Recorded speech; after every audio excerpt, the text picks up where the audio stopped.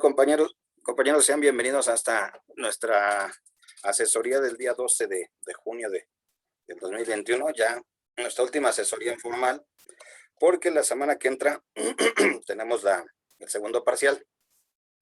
Y es importante porque si no nos podría evaluar para el asunto de los exámenes finales, y yo espero que la mayoría puedan exentar y no tener que verlos en esta aula para los finales.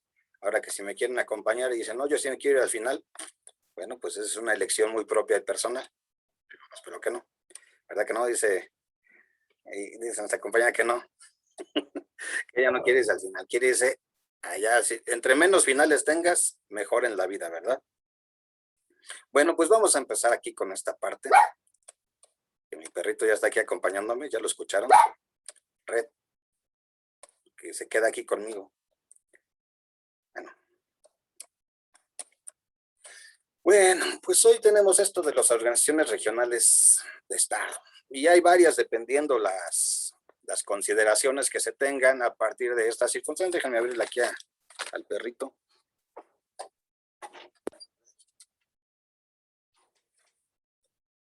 Aquí viene del latoso, aquí a escuchar clase. Hay incluso libros de futurólogos de Alvin Toffler y su hija que hablan de acerca de que en el futuro tendremos regiones internacionales de países o de grupos. Por ejemplo, decía, un día Florida, Cuba y la península de Yucatán serán una entidad económica por sí sola, por sus intereses y sus demandas muy personales.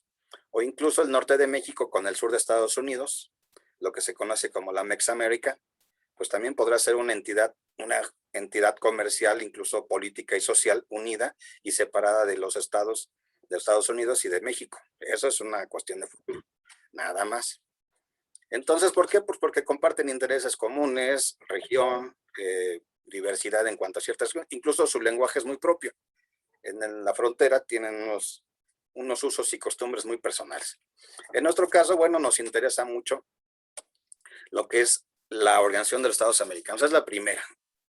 Hace unos días, incluso en el chat de maestros de la facultad, de los maestros de Derecho Internacional Privado, pues expresan diferentes posturas, incluso desde los que son así como que más conservadores y dicen, no, la Organización de Estados Americanos y por la señal de la Santa Cruz y toda la cosa, no, no hay que decir nada malo de la organización. Y otros que son más recalcitrantes, que dicen, no, la OEA es pues también casi el diablo en persona. Bueno, son posturas, pero se expresan allí. Y entonces esta Organización de Estados Americanos va a tener un origen bastante singular porque, bueno, ustedes ya lo vieron, va a celebrarse en Washington, D.C. y cosa curiosa, está a menos de unos cuantos kilómetros su sede de la Casa Blanca. Ahí está cerquita, pero para que no se les vaya a perder de vista. Y entonces un organismo de carácter regional de toda América, desde el Alaska hasta la Patagonia. Esta carta va a ser suscrita en Bogotá y ya modificada un poquito después en Buenos Aires en los años 70, ¿no? Hay 32 estados, está compuesta y básicamente sus objetivos son afianzar la paz y la seguridad del continente, cualquier cosa que eso signifique, prevenir las posibles causas de las dificultades y asegurar la resolución pacífica de las controversias que surjan de los Estados miembros. En algunos casos se ha logrado.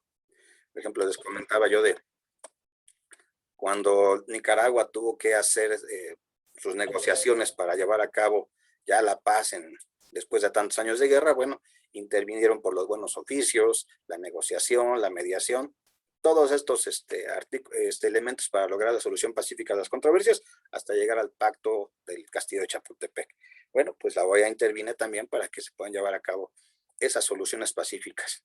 También organizar la acción solidaria de estos en caso de agresión. Ya vimos que les puse el ejemplo, el caso de cuando Argentina tuvo la agresión del Imperio Británico, pues no exactamente recibió la ayuda de sus vecinos, al contrario, como que le ponían el piecito y los chilenos, sobre todo, sino el pueblo de Chile, el gobierno de facto, el gobierno del golpista, porque el digno pueblo de Chile es otra cosa.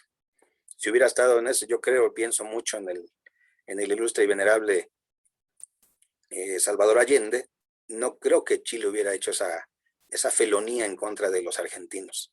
Pero bueno, no se pudo llevar a cabo y se faltó esa acción solidaria de defender a los vecinos, a los hermanos, a los países hermanos. Y luego, bueno, la solución de los problemas políticos, jurídicos y económicos que hoy tienen tres.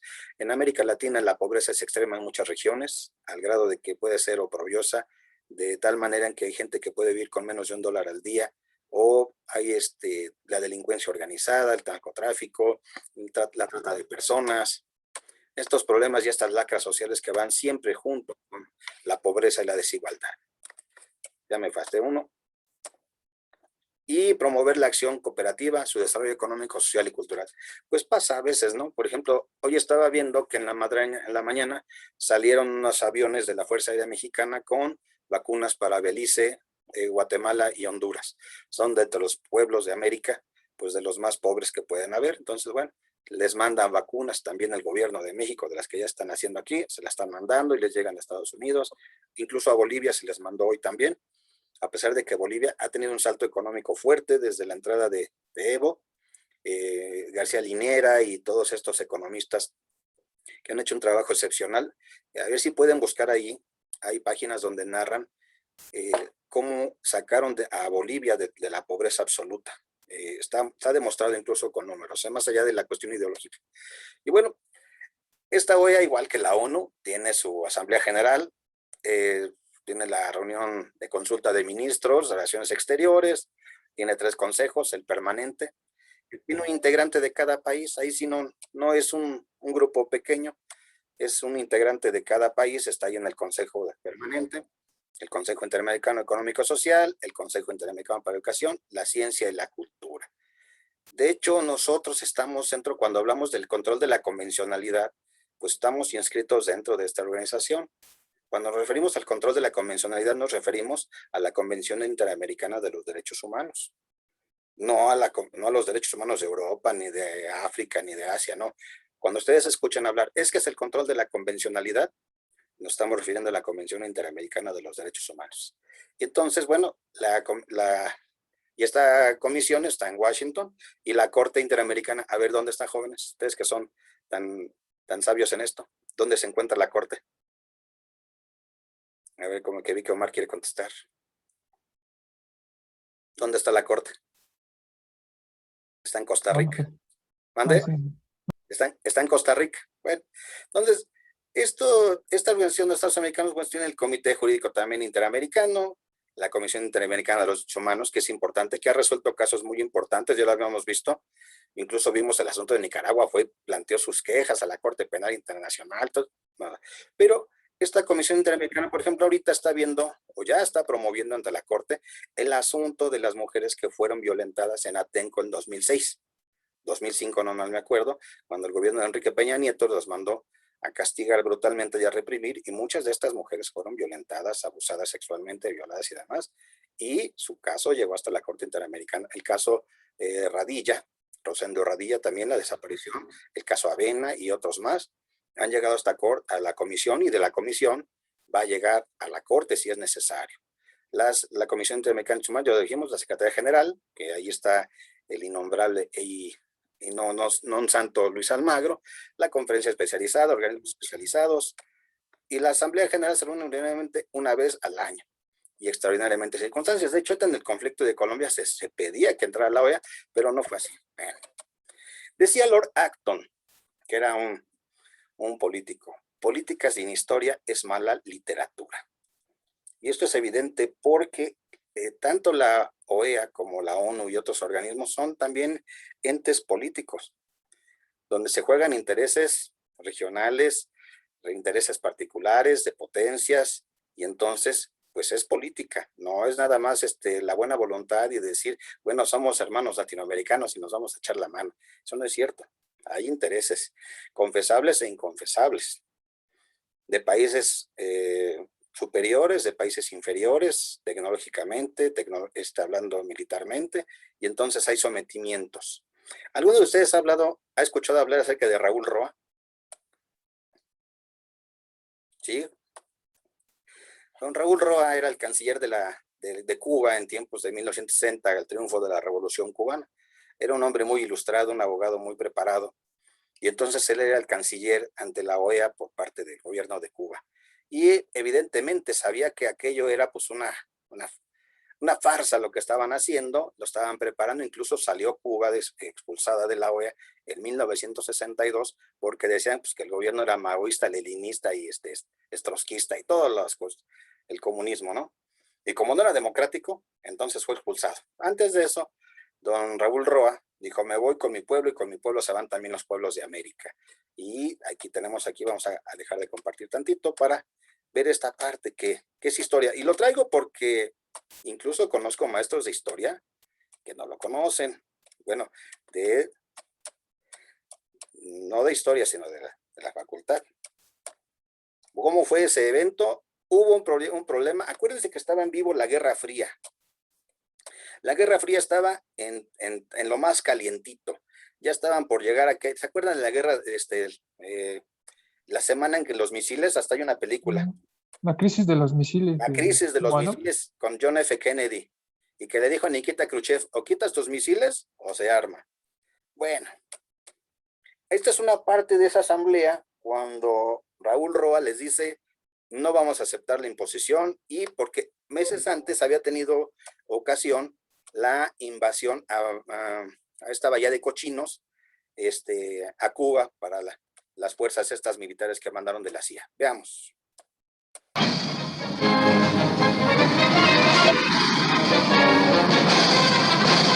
Hacen rápida entrada con temor a las manifestaciones populares a favor de Cuba, el tiburón y las sardinas. El bachiller Müller representa a los renegados y traidores. El doctor Carlos Olivares, subsecretario político de Cuba, hace acto de presencia en representación del canciller doctor Raúl Roa, que permanece en la embajada. Al día siguiente se presenta el proyecto confeccionado por la Comisión de los 10 bajo la dirección de Mr. Herter, el canciller de los monopolios. Los cancilleres tratan de justificar su actitud de sumisión y entreguismo al amo que escucha. Solo el canciller de Venezuela, Luis Arcaya, interpreta la voluntad de su pueblo y muestra desacuerdo con su gobierno y solidaridad con la revolución cubana. El canciller Roa declara: todas las declaraciones y postulaciones de Cuba no han tenido aquí eco, resonancia ni acogida alguna. Con mi pueblo se van también de aquí los pueblos hispanoamericanos.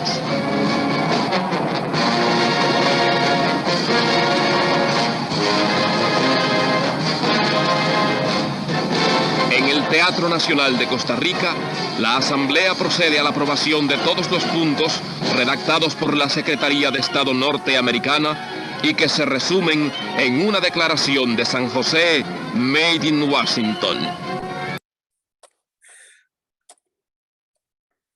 Bueno, este es un fragmento, no puedo poner todo, se nos da la clase aquí, pero este es un asunto histórico que a veces yo sí reclamo que no están los libros que deberíamos estudiar los jóvenes universitarios.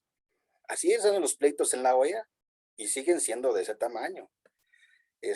Raúl Roa sabía que iba a haber una intervención armada, sabía que había una amenaza por parte de Estados Unidos de una invasión así total, que llegaran las tropas, los marines, y se oponía a eso y denunciaba el uso de la fuerza, la amenaza, la coerción, y estaba encima el embargo económico, es decir, y más allá de la cuestión ideológica, porque yo no defiendo regímenes, ni mucho menos, ni soy fan del régimen cubano, también tiene lo suyo, ¿no? Eso lo podemos mencionar. Aquí el asunto es un hecho histórico, el hecho histórico de decir, bueno, se dice Raúl Roa, nos levantamos, y él fue el que le pone el mote a la OEA de lo que hoy conocemos, así se le dice, desde que yo era, pues yo me acuerdo, estudiante del CCH, así de chavo revoltoso y de jeans rotos, el Ministerio de Colonias, así le puso él, el Ministerio de Colonias. Entonces, cuando alguien dice, no, la OEA es el Ministerio de Colonias, bueno, él se lo puso, él fue el autor de semejante frase.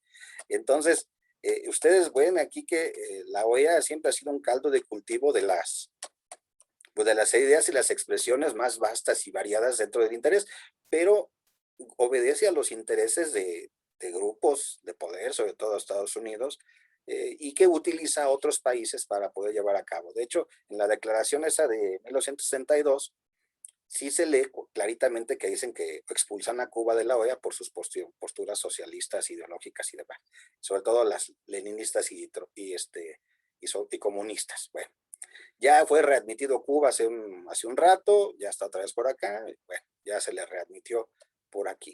Entonces, esto nos lleva a elementos bastante serios, ¿no? Sobre la historia que tenemos actualmente y de regreso, ¿no? Déjenme regresar a donde estábamos.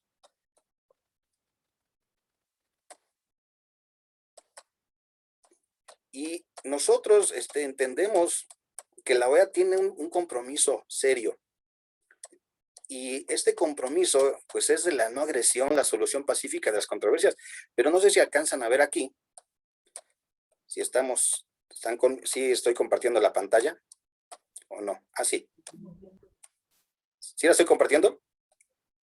Sí, profe. Sí. Ok, aquí nada más a partir de 1950, no estoy antes, porque si pusiéramos todas las invasiones estadounidenses a pueblos americanos, pues empezaríamos con nosotros y con la pérdida de nuestro territorio, ¿no? Entonces...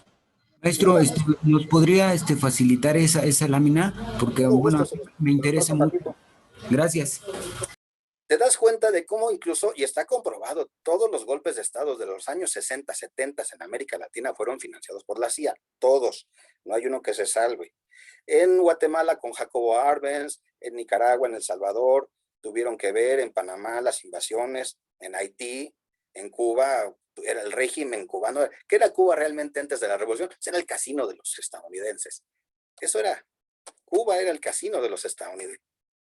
Y hasta si han visto la película del Padrino, la 2, pues eso era, estaban ahí los mafiosos metidos y demás. En Bolivia, en Argentina, en Chile, cuando derrocan en el 73 al doctor Salvador Allende, en Uruguay, la operación Cóndor. Estas operaciones Cóndor eran brutales porque agarraban a los opositores y los llevaban en bolsas y los aventaban en el mar.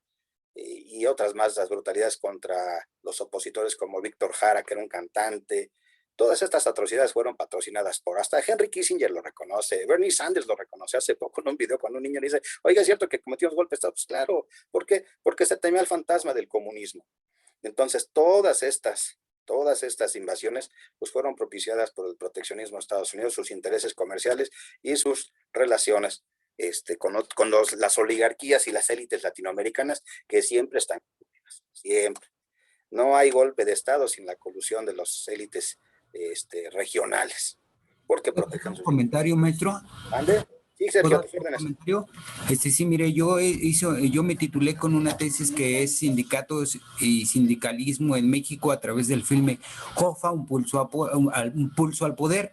O sea, todo el chorizote, así se llamó la tesis, ¿no?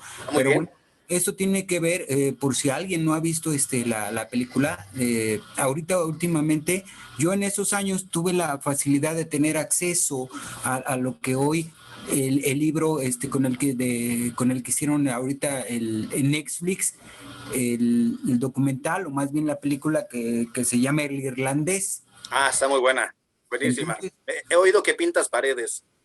Exacto, era una de las frases. Yo hice la tesis y precisamente tomé la película como referencia para hacer la crítica al sindicalismo, ¿no?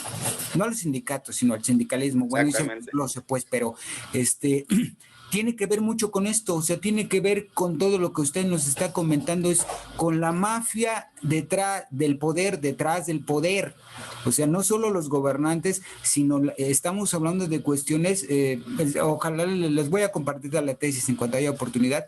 Tiene que ver unas cuestiones bien profundas y es el chisme de la vecindad más grande que se hizo a través de Estados Unidos, ¿no? Tiene que ver con la Cosa Nostra, quiénes ponían a los gobiernos en Estados Unidos y qué papel jugaba el gobierno de los Estados Unidos lavándole la ropa sucia a la mafia.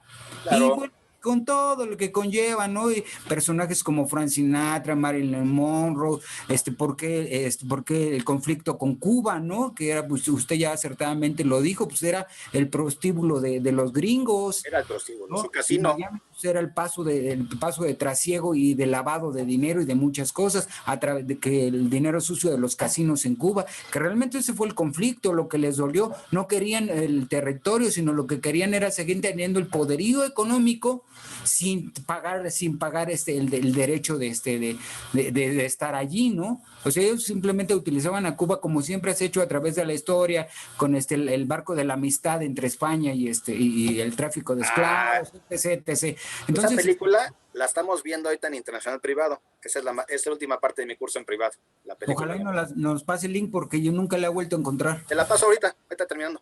Gracias, por favor. Bueno, y tiene que ver mucho con este juego de poderes económicos que se hace a través del poder político y para quién sirven, como usted bien nos estaba diciendo.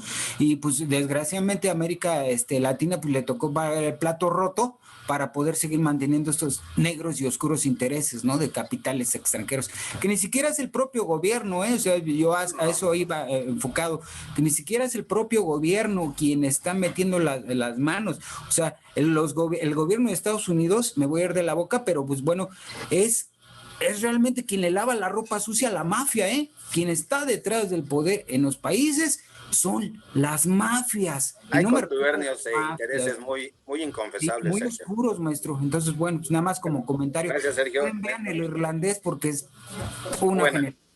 Bueno, pues este tipo de cosas nos llevan a así. Y Cuba tuvo que salir por esas circunstancias de la OEA. Bueno, regresando un poquito aquí, nada más actualmente, el problema de Almagro, y dijimos que íbamos a platicar. Almagro era el secretario de Relaciones Exteriores de Pepe Mujica. Pepe Mujica es un político uruguayo con una calidad moral intachable, y entonces él es el que lo va a proponer para que sea su secretario de, ¿cómo se llama? Su secretario, y lo va a proponer para la OEA. Pero resulta de que pues Almagro, pues ahora sí que le pasó lo que a Vader, ¿no? Se fue al lado oscuro de la fuerza, ¿a poco no? Y hay una carta que él mismo la redacta y la dice, permítanme con ustedes, es igual breve y concisa. No puedo poner todo, pero sí la parte fundamental. Aquí Fue el link que nos compartió, ¿no? sí, nada más voy a poner la parte interesante. Etcétera. Pero yo quiero recordar una carta que escribí de despedida definitiva, que iba dirigida a Almagro y que fue escrita el 18 de noviembre del 2015 y que decía lo siguiente: Luis, sabes que siempre te apoyé y promoví, sabes que tácitamente respaldé tu candidatura para la OEA. Lamento que los hechos reiteradamente me demuestren que estaba equivocado. No pude comprender tus silencios sobre Haití, Guatemala, Asunción, al mismo tiempo que publicas cartas de respuesta a Venezuela. Entiendo que sin decírmelo me dijiste adiós. Cuando te pedí que no concurrieras a la frontera convulsionada de Venezuela y Colombia, no era capricho, ni menos no querer ver la realidad. La preocupación mía no es cómo nos ven o nos entienden los medios de prensa o los políticos. No. La línea de preocupación es cómo incidir algo a favor de la gran mayoría de los venezolanos. Es la misma actitud asumida en el conflicto Estados Unidos-Cuba o con la paz de Colombia. Lo central no es cómo nos ven, sino ser útil. No ser útil a la mayoría de la gente corriente. Creo que en algún momento habrá que servir de puente para que Venezuela toda pueda manejar con solvencia su autodeterminación y no deberíamos divorciarnos de este rumbo. Todos sabemos que Venezuela es reserva petrolera para los próximos 300 años. Allí radica su riqueza y su desgracia, porque Estados Unidos es adicto al petróleo y sus intereses presionan. ¿Y cómo?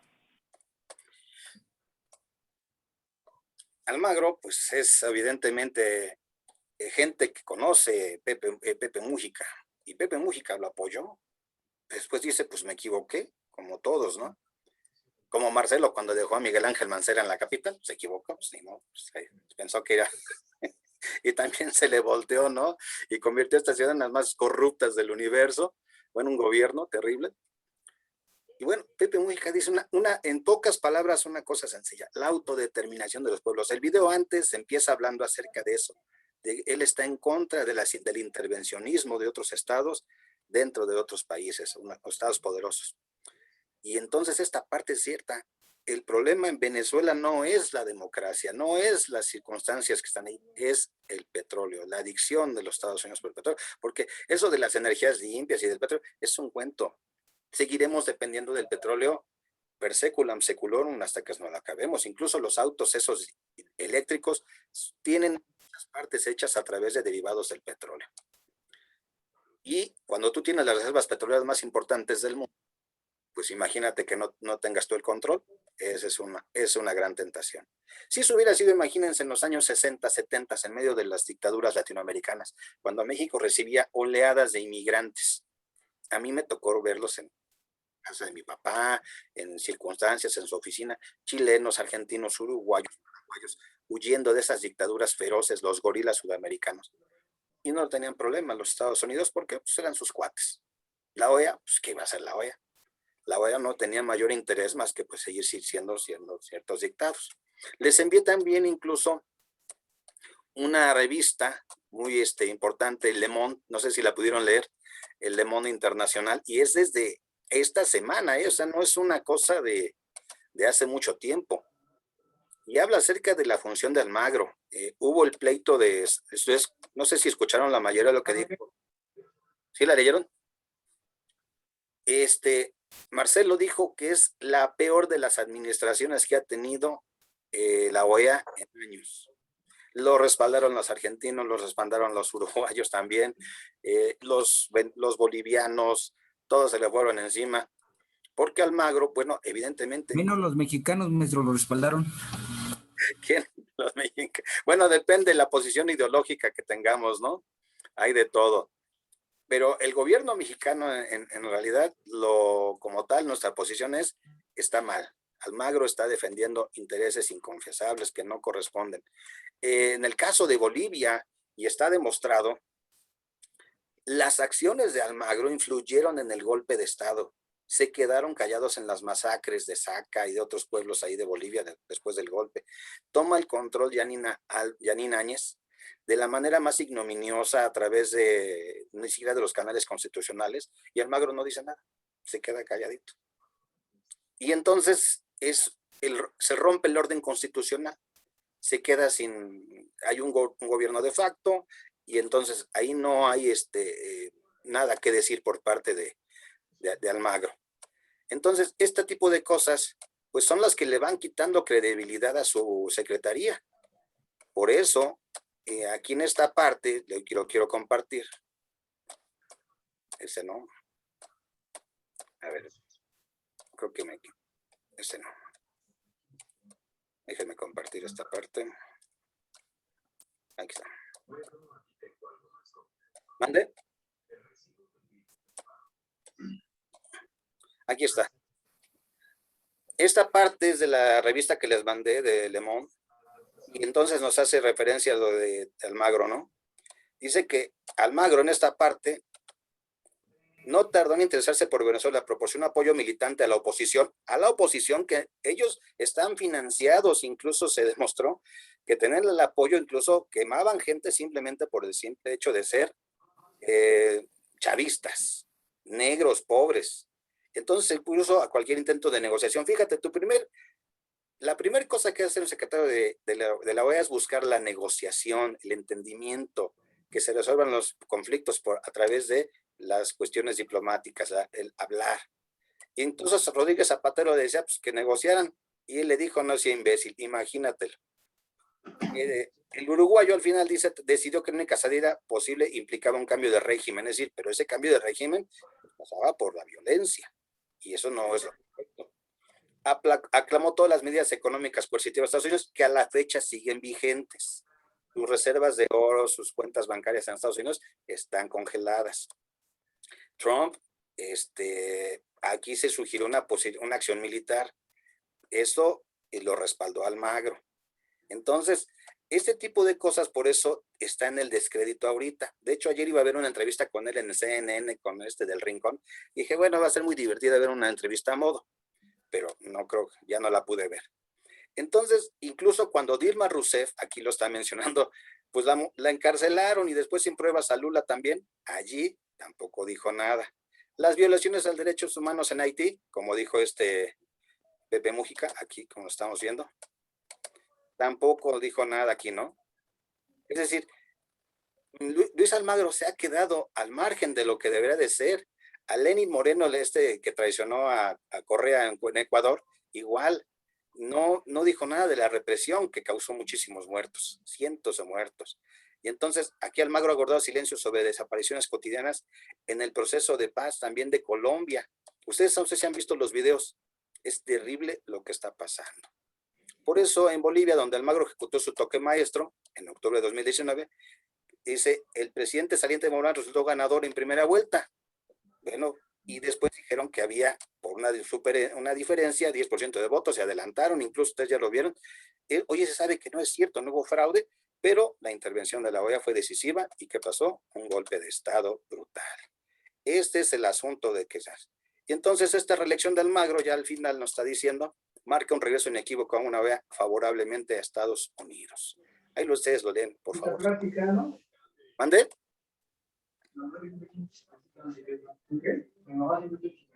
A ver, Fernando, tienes ahí abierto tu micrófono, ¿participas? Ahí está. Muy bien. Este es el problema que estamos viendo ahorita.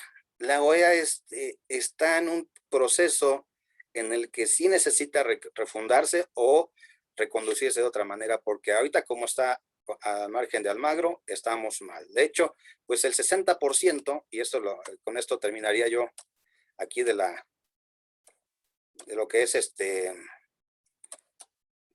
párrafo que al final quiero compartir, que es interesante. La mayor parte de su financiamiento proviene de Estados Unidos, hasta un 60% del presupuesto anual, siguiendo a algunos órganos al 100%, y según algunos órganos 100%, además, si bien la organización se compone de un cuerpo burocrático mayoritariamente de origen latinoamericano, reside en Washington y muestra una lealtad de hierro hacia la institución. Esta a su vez recompensa a sus empleados dotándoles de prestigio profesional. Bueno, más no se puede decir de estas circunstancias. Actualmente incluso hay un escándalo porque uno de sus consejeros que él quería llevar era un exalcalde de El Salvador y que está acusado de nexos con las pandillas ahí de El Salvador, que él las financiaba. Incluso tiene un proceso penal ahorita. No sé si ustedes lo supieron.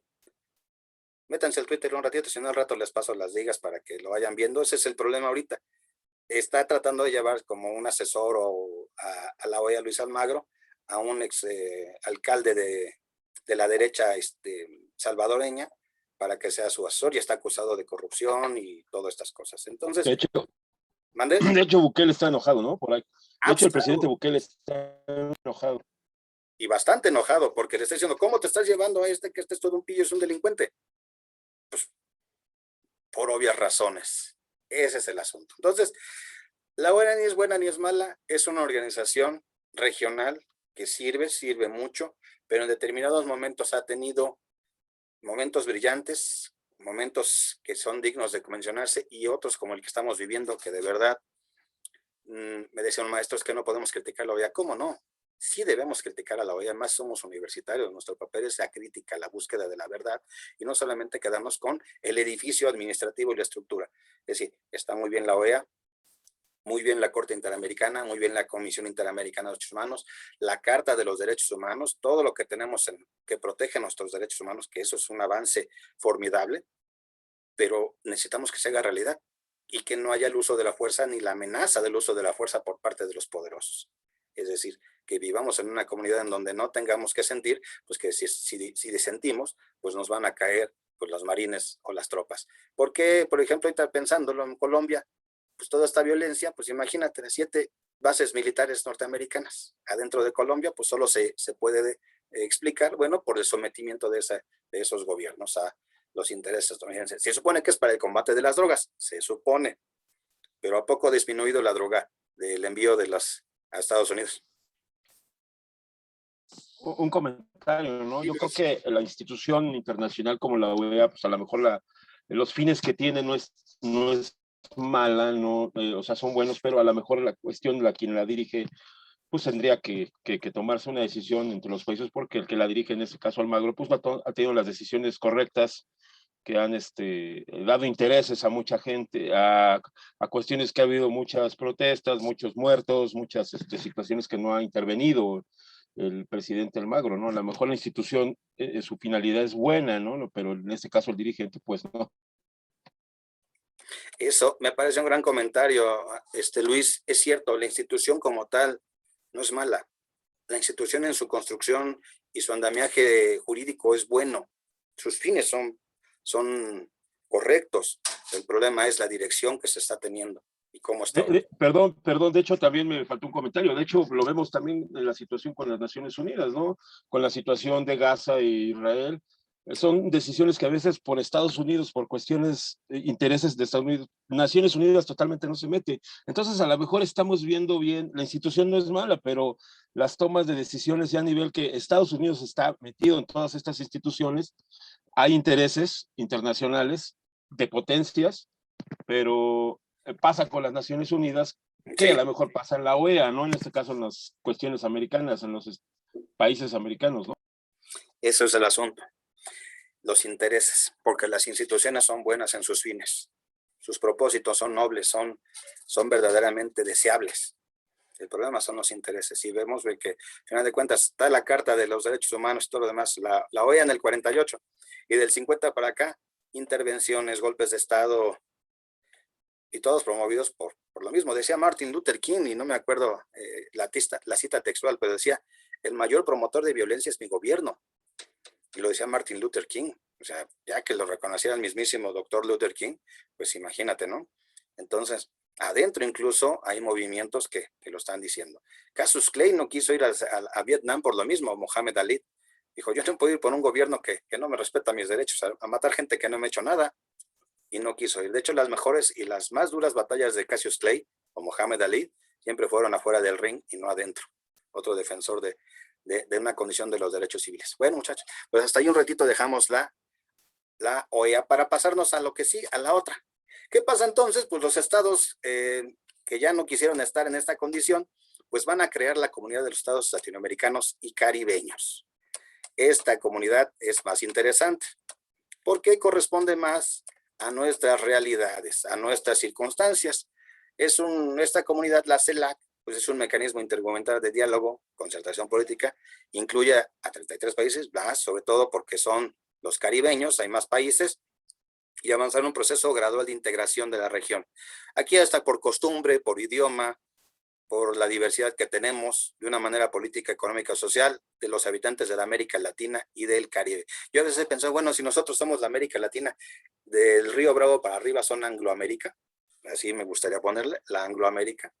Bueno, entonces desde su puesta en marcha en 2011, la CELAC ha contribuido a profundizar el diálogo respetuoso entre todos los países de la región en temas como el desarrollo regional, la educación, el desarme nuclear. Y acuérdense que por iniciativa de don Alfonso García Robles, el Tratado de Tlatelolco prohíbe las armas nucleares en América Latina. La agricultura familiar, las culturas, las finanzas, la energía, el medio ambiente, y entonces se promueve pues así una comunidad capaz de dialogar, buscar consensos en temas de interés común. Aquí sí no participa Estados Unidos ni Canadá, sí está Cuba, y entonces constituyen un foro menos institucionalizado que la UNASUR, que es la que tienen de Colombia para abajo, y sus tratados constitutivos. Y entonces, bueno, esta concertación política entre Estados de la región y los debates ha celebrado varias cumbres y ya tiene incluso nexos con la Unión Europea, China, Rusia y la India. Este es nuestro foro también regional, que desde 2011 pues, nos permite tener una mayor integración con los países pues, del habla hispana o que son de nuestra cultura latina. Entonces yo decía, bueno, si nosotros somos la América Latina, ellos son Angloamérica, ¿sería válido llamarlos angloamericanos? Porque hasta se abrogan el derecho de llamarse americanos, entonces ¿nosotros qué somos? ¿No? Entonces, incluso hasta los analistas políticos dicen el gobierno norteamericano. Entonces yo me quedo pensando, ¿nosotros vivimos en una especie de Centroamérica ficticia? ¿O dónde empieza Norteamérica? ¿En el Suchiate o en el Bravo? ¿Dónde empieza? Lo escucho mucho, ¿sabes con quién? Con Lorenzo Meyer. Dice el gobierno norteamericano o en Norteamérica. No sé, yo creo que somos norteamericanos por región, pero latinoamericanos por la cuestión de integración cultural y económica. Bueno, sí, Luis, dime. Decía que latinoamericanos por el habla hispana, ¿no? Más. Pues sí, incluso nuestro escudo que acaba de cumplir de la universidad, pues el escudo menciona esa América Latina, está el águila y el cóndor, ¿no? La integración latinoamericana, ¿no? Que tiene mucho significado y simbolismo a final de cuentas. Tendríamos, no nos quita nada el comerciar y estar bien con Norteamérica, es nuestra región política y económica, que bueno, ni modo de decir no estamos con ellos, no vamos a comerciar, sí, pero también tenemos un nexo muy grande y muy fuerte con la América Latina. Entonces, haríamos mal en no estar en los dos foros. Estamos en todos los foros. México está en todos. México tiene una posición, nunca propone. México siempre acompaña propuestas. Si se dan cuenta, es muy raro que México proponga algunas acciones. México siempre está nada más allí al pendiente y está acompañando. Tiene muy, muy sólidas instituciones democráticas. Y bueno, evidentemente, nuestra política internacional siempre ha sido respetada y reconocida. Ha habido momentos en que se ha perdido, sobre todo, ¿saben cuándo? En la época de Fox. En la época de Fox era híjole, no, qué pena. Sí era, ¿por qué se apartaban de esos principios? Decía un aforismo que alguna vez escuché, el pueblo que pone sus privilegios por encima de sus principios, termina perdiendo ambos. Nunca dejemos nuestros principios y entonces tendremos un reconocimiento internacional. Bueno, la CELAC es importante. Y ya por último, para que no nos desviemos aquí, porque pues, es importante, tenemos déjenme compartir. Sí es importantísimo, la comunidad, la Unión Europea.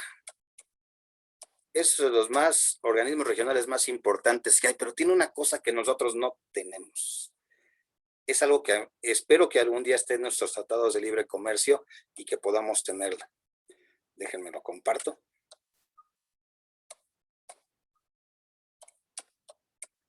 Ustedes me mandaron sus trabajos, sus reportes de lectura, todos muy, muy acertados. Y la Unión Europea es una construcción de muchos años, de guerras entre ellos, pero desde tiempos de la Edad Media, tiempos del Renacimiento, en tiempos de la Guerra de los 100 Años, desde Napoleón, las reconfiguraciones de sus fronteras, la Primera Guerra Mundial, la Segunda, es decir, pocas veces habían tenido tantos años de estabilidad y paz. De hecho, desde los años 70, de 40, 50, de los 50 ya casi no han tenido guerras entre ellos, nada, solo la de los Balcanes. Entonces, la Unión Europea se constituye como un organismo regional de los más sólidos, los más consolidados. Igual promueven la paz, ofrecer la libertad, favorecer un desarrollo sostenible, combatir la exclusión, promover el progreso científico y tecnológico, reforzar la cohesión económica. De hecho, ellos tienen una sola moneda, que es el euro.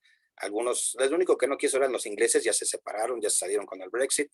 Y bueno, respetar la riqueza y una economía y monetaria con el euro. Aquí habían propuesto que tuviéramos ¿cómo se llama? Una moneda en común en Norteamérica, desde Estados Unidos hasta Canadá, pero lo veo difícil. Fíjense, esta es una de las cosas que a mí me gusta mucho. Por aquí lo tenía. Aquí está. La libertad de circulación que otorga a todos los ciudadanos el derecho de circular y residir libremente dentro de la Unión. Esta es la parte que a mí me corresponde y que puedo decir que es la más sentida que deberíamos de tener algún día en América.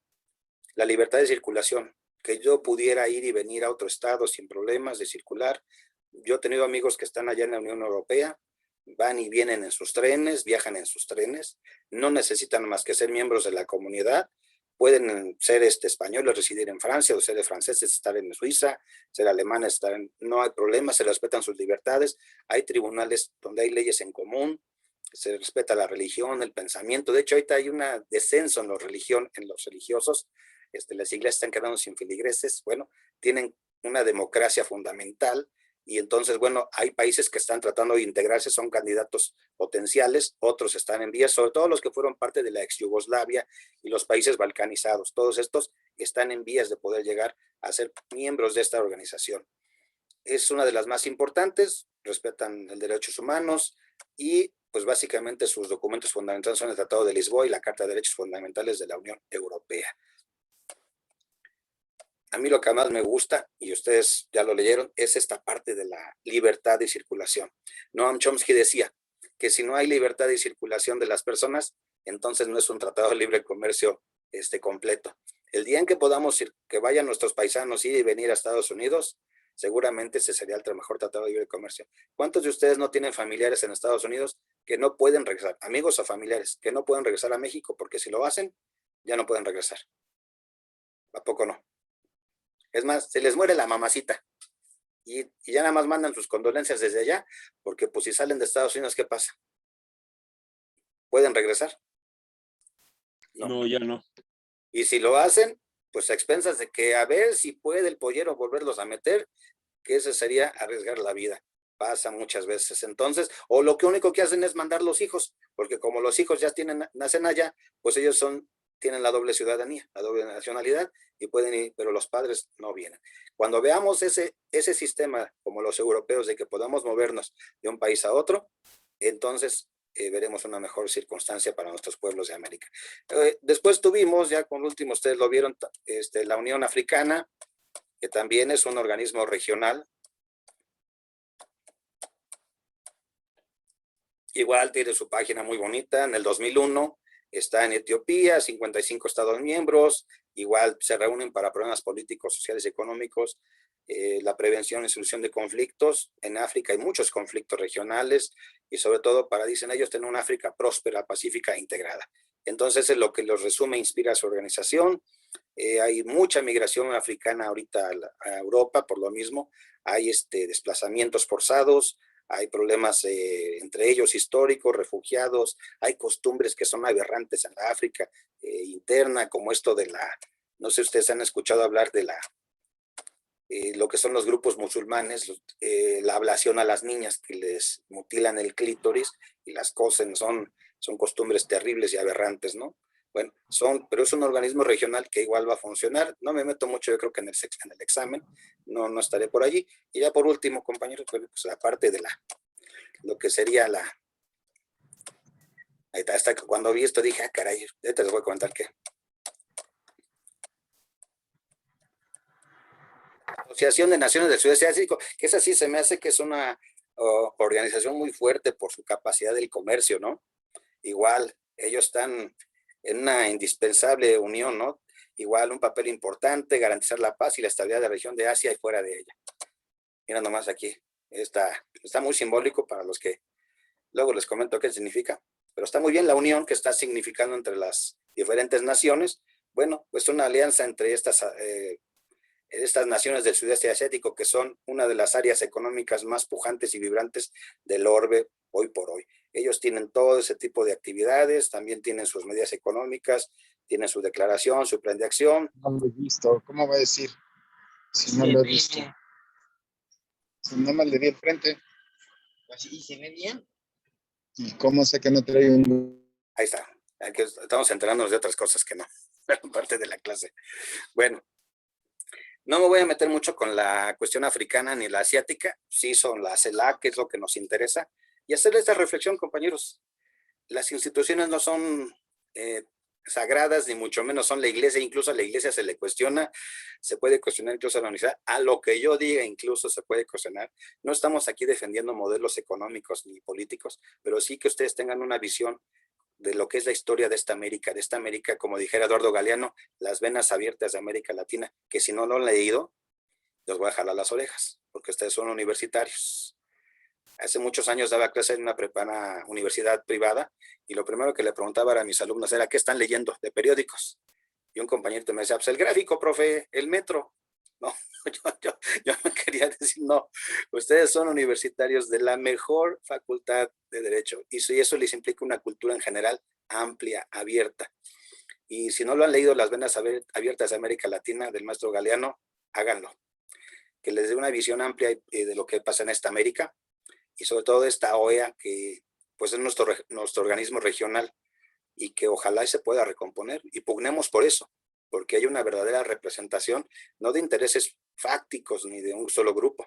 Porque incluso Luis Almagro sacó un tuit en donde defendía al gobierno de Israel de sus atrocidades. Fue cuando se le echaron y dijeron, oye, no puedes hablar en nombre de toda la América, ni de todos los pueblos de América, porque lo hizo en nombre de la OEA. Entonces, es una crítica, sí, pero con el ánimo de decir, esta es una América que puede ser distinta y diferente, no puede seguir en lo mismo. Ni tampoco queremos un comunismo ni un socialismo, simplemente que haya justicia social y equidad para todos los pueblos. Eso es lo que quisiéramos. Porque ni yo soy comunista, ni soy capitalista, ni mucho menos. Siempre soy un estudioso de los asuntos políticos y sociales. Pero digo, no defiendo sistemas económicos, pero bueno, eso es lo que tenemos. Compañeros, les agradezco mucho. Ha sido nuestra última clase. Ha sido un placer estar con ustedes. La semana que entra igual platicaremos, pero ya será su segundo parcial y espero que estudien mucho y no quiero ver a nadie en el final, pero si hay final, bueno, estaremos, como dijo don Benito Juárez, a mis amigos justicia y gracia y a mis enemigos justicia secas. Pero que no haya nadie. Espero verlos a las 11 de la mañana. Empezamos 11:10. 11:10 ya no se recibe a nadie para el examen, ¿vale? Profesor, gracias. Gracias, buen fin de semana. Profe, una pregunta. Excelente sábado. a todos. Gracias, buen día. Mándale pregunta, ¿quién me quiere comentar? Yo, maestro, en la planeación viene un trabajo final que según lo iba a mandar el 5 de junio. ¿Se va a entregar o ya no? Fíjate que lo estoy pensando, pero va a ser muy sencillo. Sí, la tengo por aquí. Aquí la tengo. Un problema. Sí, es muy sencillo. Se va a enviar ese día. Son preguntas, mira, más que nada, ni siquiera es un trabajo muy amplio. Lo que yo quiero ver es el pensamiento jurídico de cada quien. ¿Cómo lo piensas? No es un asunto de que si eres certero y esa es la respuesta correcta, no. Es simplemente de ver tu criterio jurídico como futuro abogado. Eso es lo que yo quiero, ¿vale? Te lo voy a enviar. Ok, perfecto, maestro, gracias. ¿Y quién me pidió que enviara algo ahorita? ¿Qué? Una liga se les iba a mandar. ¿De qué? Ah, la película. Sergio. Sí, de la película. Te mando pongo ahorita la liga para que veas la amistad. Que ese es el trabajo que les dejo a los de privado. Con elementos que vemos en la clase, tienen que ver la película y desarrollarme un trabajo final. Pero es buenísima porque es muy conmovedora, es un hecho real. Ahorita te la paso. Sí, maestro, ¿cuándo tenemos de límite para entregar el trabajo? El trabajo es igual que los reportes, el día del examen, 1 minuto antes de que empiece la asesoría es el límite. Eso es todo. Pero va a ser muy sencillo.